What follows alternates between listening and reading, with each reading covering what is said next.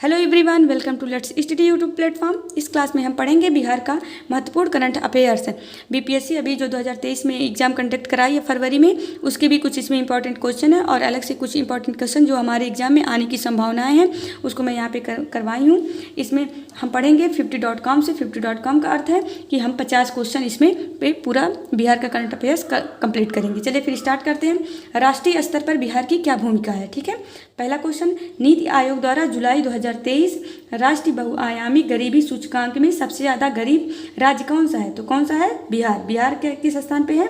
First स्थान पे है। कौन इसको जारी किया है? नीति आयोग। देखिए एग्जाम में पूछ लेता है, ये राष्ट्रीय बहुआयामी गरीबी सूचकांक कौन जारी करता है? नीति आयोग जारी करता है। उसमें सबसे गरीब कौन है? बिहार है। या फिर पूछ सकता है कि गरीबी का सूचकांक कौन जारी करता है? तो राष्ट्रीय बहुआयामी गरीबी सूचकांक। ओके, चलिए फिर आगे बढ़ते हैं। दूसरा क्वेश्चन, भारत के पहले पशु विज्ञान विश्वविद्यालय की आधारशिला कहाँ रखी गई? ये भारत का पहला क्या है? पशु विज्ञान विश्वविद्यालय। कहाँ पे रखा गया? पटना में। चलिए नेक्स्ट क्वेश्चन पढ़ते हैं। किस देश की सरकार ने अपने यहाँ लड़कियों की शिक्षा को बढ़ावा देने के लिए बिहार की मुख्यमंत्री साइकिल योजना अपनाया? क्या अपनाया? बिहार की मुख्यमंत्री साइकिल योजना अपनाया। किस देश ने अपनी लड़कियों को? तो जाम्बिया। जाम्बिया ने क्या किया? अपनाया। कौन सी? बिहार की मुख्यमंत्री साइकिल योजना। अभी मैं इसको फिर दोबारा करवाऊंगी तो आप लोग इसको पढ़ते रहिए। ओके, भारत का पहला वन हेल्थ लैब क्या है? कहाँ खुला है? भारत का पहला वन हेल्थ लैब मुजफ्फरपुर में। कहाँ खुला है? मुजफ्फरपुर में। चलिए फिर आगे बढ़ते हैं।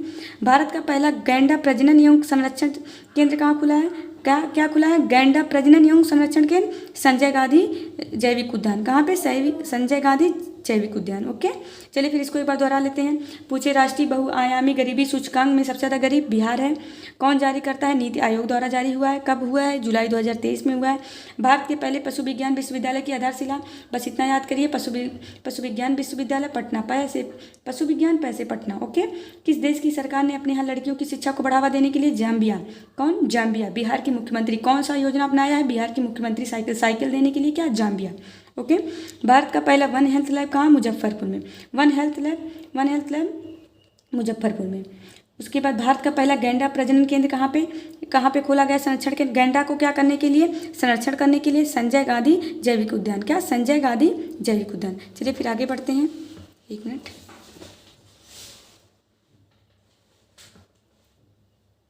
ओके, फिर छठवां क्वेश्चन देखे हैं। भारत का पहला केवल पत्थरों से निर्मित बौद्ध स्फूत पूछ सकता है एग्जाम में। भारत का पहला केवल पत्थरों से निर्मित बौद्ध स्फूत कौन सा है? तो क्या है? वैशाली में। कहाँ पे है? वैशाली में। किसका है? बौद्ध का है। ठीक है, गया के फल्गु नदी पर बने देश का सबसे लंबा रबर डैम। पूछे, सबसे लंबा रबर डैम कहाँ है? कौन सा है? गया जी डैम है। कितना लंबा है? 411 मीटर। ये इंपॉर्टेंट है, इसको आप लोग याद करिए। ये अभी किसी एग्जाम में पूछा था। 411 मीटर है। कौन सा है? गया जी डैम है। कौन रबर डैम है? गया जी डैम है। किस नदी पर है? फल्गु नदी पर है। कहाँ पे है? गया में है। कहाँ पे है? गया में है। फल्गु नदी पर बना है। सबसे लंबा रबर डैम है और गया जी, इसको क्या कहते हैं? गया जी डैम। ठीक है, भारत का पहला कैंसर अस्पताल पटना, बच्चों के लिए। भारत का पहला कैंसर अस्पताल पटना, बच्चों के लिए। दुनिया का पहला रामायण विश्वविद्यालय वैशाली में खुला है। अब देखिए इससे दो क्वेश्चन है। एक पहला पूछे दुनिया का रामायण मंदिर और एक पूछे रामायण विश्वविद्यालय। तो विश्वविद्यालय, वी से विश्वविद्यालय, वी से वैशाली, वी से विश्वविद्यालय, वी से वैशाली, इतना याद करिएगा। दुनिया का पहला रामायण मंदिर पूर्वी चंपारण। कहाँ है? पूर्वी चंपारण। इससे याद हो गया। विश्वविद्यालय वैशाली में है। मंदिर कहाँ है? पूर्वी चंपारण में है। क्या है? मंदिर कहाँ पे? चंपारण में है। ठीक है, क्या है? चंपा जो थी, मैं याद कराई थी ना, चंपा, पूर्वी चंपा, पश्चिमी चंपा। तो क्या जो पूर्वी चंपा थी वो कहाँ जाती थी? मंदिर जाती थी। ठीक है, भारत का पहला पावर म्यूजियम कॉम्प्लेक्स, भारत का पहला पावर म्यूजियम कहाँ खुलेगा? पटना में। कहाँ खुलेगा? पटना में। ओके, बहुउद्देशीय प्रकाश पुंज पर्यटन केंद्र क्या है? बहुउद्देशीय प्रकाश पुंज। प्रकाश, जब प्रकाश पड़ेगा तभी तो दीदार किसी का होगा, कि अंधेरे में हो जाएगा? नहीं। तो बहुउद्देशीय प्रकाश पुंज पर्यटन केंद्र कहाँ खुला है? दीदारगंज। कहाँ पे है? पटना में। दीदारगंज, पटना में। चलिए फिर बिहार में प्रथम क्या कौन कौन सी चीज़ें हैं उसको तैयार कर लेते हैं। एक मिनट। ठीक है, चलिए बिहार में प्रथम पढ़ते हैं। बिहार का पहला बैडमिंटन अकादमी कहाँ खुला है? भागलपुर में। बैडमिंटन अकादमी कहाँ खुला है? भागलपुर में। अगर हम बैट से किसी को मारेंगे तो क्या कहा जाएगा? भाग जाएगा। तो इसी वजह से बैडमिंटन अकादमी भागलपुर। भगवान बुद्ध की सबसे ऊंची प्रतिमा पूछे भगवान बुद्ध की सबसे ऊंची प्रतिमा कहाँ है? हिसुआ नवादा, हिसुआ नवादा, ठीक है, हिसुआ नवादा जी, ठीक है। बिहार दिवस 2023 की थी। मैं देखिए ये इंपॉर्टेंट क्वेश्चन है, इसको तो आप लोग तैयारी कर लीजिए अभी, क्योंकि जो 2022 का पूछा था, वो जो बीपीएससी कंडक्ट कराई थी, उसमें ये क्वेश्चन पूछा था कि 2022 की थीम क्या थी। तो अभी हम लोग क्या है 2023 का दे रहे हैं एग्जाम, तो इसमें हम लोग को युवा शक्ति बिहार की प्रगति, युवा शक्ति बिहार की प्रगति, युवा शक्ति बिहार की प्रगति क्या है, बिहार दिवस 2023 की थीम है। बिहार का पहला तैरता सोलर प्लांट कहाँ है? बिहार का पहला तैरता सोलर प्लांट कहाँ पे खुला है? दरभंगा में। सोलर प्लांट कहाँ खुला है? दरभंगा में, ठीक है। आगे पढ़ते हैं। No bag day. अब देखिए बिहार में नो बैग डे बच्चों के लिए, छोटे बच्चों के लिए आया है। कब आया है? प्रत्येक शनिवार को, ठीक है, लास्ट दिन वैसे भी कभी कभी हाफ डे हो जाता था ना शनिवार को, तो उसी से याद करिए नो बैग डे क्या, प्रत्येक शनिवार को, एकदम लास्ट दिन, ठीक है। चलिए फिर आगे करते हैं। बिहार का पहला रिवर सफारी, बिहार का पहला रिवर सफारी, रिवर से हम क्या करेंगे, उसमें क्या करेंगे? सफारी करेंगे। कौन करेगा? किसमें करेंगे? दुर्गावती जलाशय में। दुर्गावती जलाशय ये कहाँ है? कैमूर में। दुर्गावती जलाशय कहाँ है? कैमूर में। दुर्गावती जलाशय कहाँ है? कैमूर में। इसे 4-5 बार कहेंगे तो आप लोग को याद हो जाएगा। चलिए फिर आगे बढ़ते हैं। अफ्रीका की सबसे ऊंची चोटी, अफ्रीका की जो सबसे ऊंची, देखिए एक क्वेश्चन और भी तैयार हो गया। अफ्रीका की सबसे ऊंची चोटी कौन सी है? माउंट किलिमंजारो है। कौन है? माउंट किलिमंजारो है। पर चढ़ने का रिकॉर्ड किसने बनाया? लक्ष्मी झा ने। देखिए ये भी इंपॉर्टेंट है, ठीक है। ये कहाँ की हैं? बिहार की हैं। अफ्रीका की सबसे ऊंची चोटी माउंट किलिमंजारो पर ये मतलब चढ़ने का रिकॉर्ड बनाई है लक्ष्मी झा। लक्ष्मी जी ने क्या किया है? वहाँ पे चढ़ी है। चलिए ठीक, फिर आगे बढ़ते हैं। एनजीटी ने किस नदी में घड़ियाल वन्य जीव, एनजीटी ने किस नदी में घड़ियाल वन्य जीव को संरक्षण के लिए किया है? सोन नदी में। घड़ियाल वन्य जीव सोन नदी, घड़ियाल वन्य जीव सोन नदी। अच्छा ये बताइए सोन नदी कहाँ से बिहार में मिलता है? तो यहाँ नीचे जो है क्या है? कैमूर है। कैमूर और रोहतास के पास से ही यह बिहार में एंट्री करता है घड़ियाल, ठीक है, ये सोन नदी। चलिए जल जीवन ये क्वेश्चन और है। जल जीवन सर्वेक्षण 2023 बिहार के किस जिले को प्रथम स्थान मिला है? जल जीवन जो सर्वेक्षण हुआ है 2023 का, किस जिला को मिला है? समस्तीपुर, समस्तीपुर। ये क्या आंसर है? समस्तीपुर। प्रथम स्थान किसको मिला है? समस्तीपुर। चलिए फिर आगे स्टार्ट करते हैं। एक मिनट,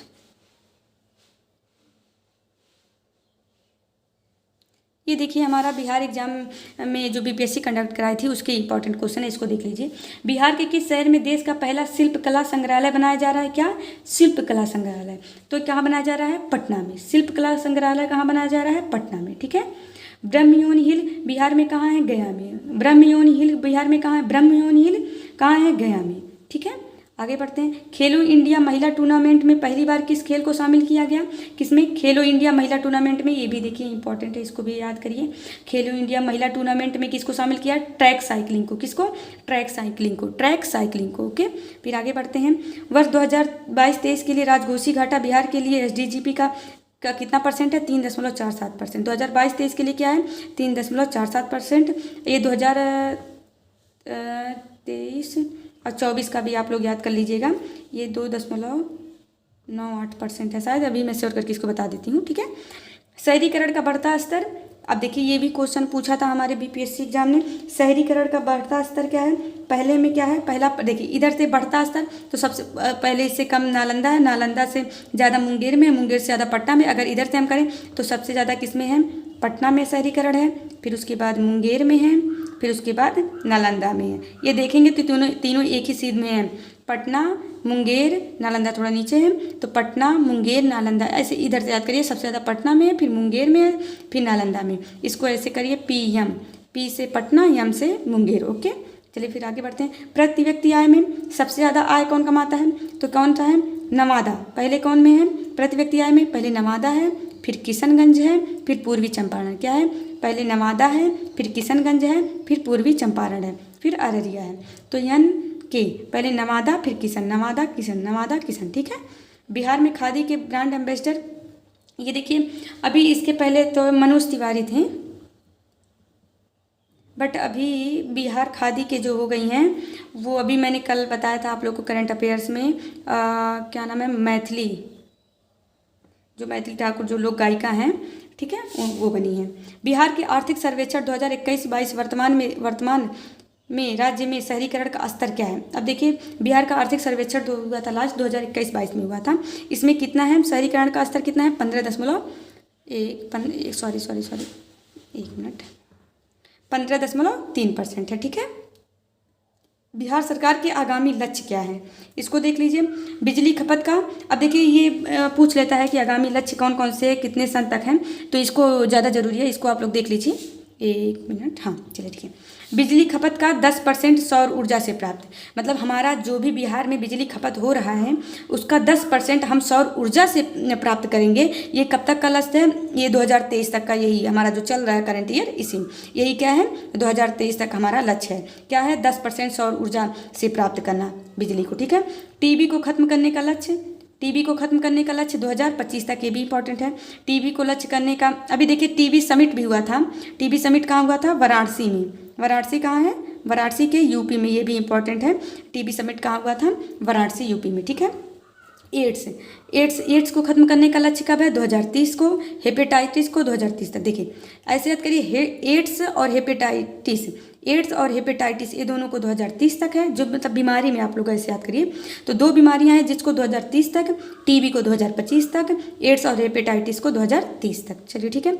100% साक्षरता, सभी लोग साक्षर हो जाएंगे। देखिए साक्षरता से मतलब ये नहीं हो जाता है कि सभी लोग एकदम मतलब पढ़ लिख लें बहुत ज़्यादा। इसका मतलब ये हो जाता है कि सब लोग अपना नाम लिख लें और कोई चीज़ लिखा रहे तो उसको पढ़ लें, उसी को क्या कहा जाता है, साक्षरता। तो 100% साक्षरता प्राप्त करने का लक्ष्य कब है, 2030 तक, ये भी इंपॉर्टेंट है, 2030। शून्य कार्बन उत्सर्जन का, देखिए शून्य कार्बन उत्सर्जन का लक्ष्य जीरो करने का कब तक है, 2040 तक। देखिए इसका मतलब ये नहीं होता कि एकदम कार्बन उत्सर्जन ही नहीं होगा, इसका मतलब ये होता है कि जितना मतलब अभी तक हो चुका है बस उतना ही कार्बन मतलब उत्सर्जन होगा, उससे ज़्यादा नहीं होगा। उसी को कहते हैं शून्य कार्बन उत्सर्जन, मतलब जो अभी हो गया है उतना ही रहेगा, उससे ज़्यादा नहीं बढ़ने देना है। तो ये शून्य कार्बन उत्सर्जन का लक्ष्य है 2040 तक। ठीक है, चलिए फिर आगे 1 मिनट। देखिए कुछ इंपॉर्टेंट नियुक्तियां हैं, इसको देख लीजिए 1 मिनट।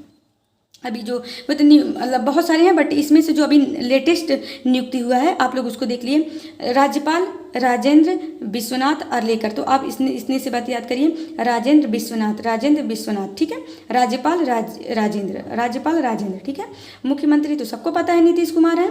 मुख्य न्यायाधीश न्यायमूर्ति के विनोद चंद्रन।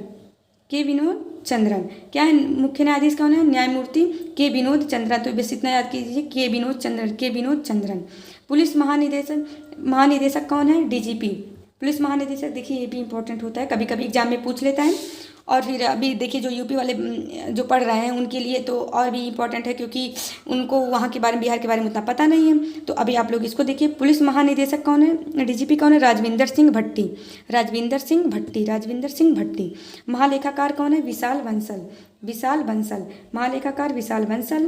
पुलिस महानिदेशक राजविंदर। मुख्य न्यायाधीश के विनोद चंद्रन। मुख्यमंत्री नीतीश कुमार। राज्यपाल राजेंद्र विश्वनाथ अर्लेकर। अब देखिए चलिए मैं क्वेश्चन पूछती हूँ, टीबी को, अब आप लोग अपना आंख बंद करिए, चलिए बताइए, टीबी को खत्म करने का लक्ष्य 2025 तक। 2 बीमारियाँ कौन कौन थी, एड्स और हेपेटाइटिस था, इसको कब लक्ष्य खत्म करने का लक्ष्य कब तक है, 2030 तक। 100% साक्षरता, सभी लोग साक्षर हो जाएं 2030 तक। शून्य कार्बन उत्सर्जन 2040 तक। और ब्रह्मयोनी हिल कहाँ पे है, याद करिए, ब्रह्मयोनी हिल गया में था। बिहार के किस देश में शहर का पहला शिल्पकला संग्रहालय ओपन किया जा रहा है, शिल्पकला पटना में। खेलो इंडिया मैं बताई थी, खेलो इंडिया में महिला टूर्नामेंट में, खेलो इंडिया जो महिला टूर्नामेंट हुआ है उसमें पहली बार किस साइकिल को, ट्रैक साइकिलिंग, किसको, ट्रैक साइकिलिंग। शहरीकरण का बढ़ता स्थल अभी बताई थी, सबसे ज़्यादा क्या है, किस में था, पटना में। फिर पीएम पटना मुंगेर। ठीक है, प्रति व्यक्ति आय में सबसे ज़्यादा, मतलब प्रति व्यक्ति आय सबसे ज़्यादा कौन कमाता है, तो क्या हो जाएगा, नवादा किशनगंज। चलिए आप लोग का इतना तैयार हो गया। इसकी पीडीएफ के लिए आप इस क्लास के पीडीएफ के लिए या फिर कोई भी जो भी आप लोग क्लास किए हैं उसकी पीडीएफ के लिए आप लोग हमारे टेलीग्राम चैनल को फॉलो करिए, जो ज्वाइन करने का डिस्क्रिप्शन लिंक में दिया गया है, आप लोग उससे ज्वाइन कर सकते हैं। Thank you.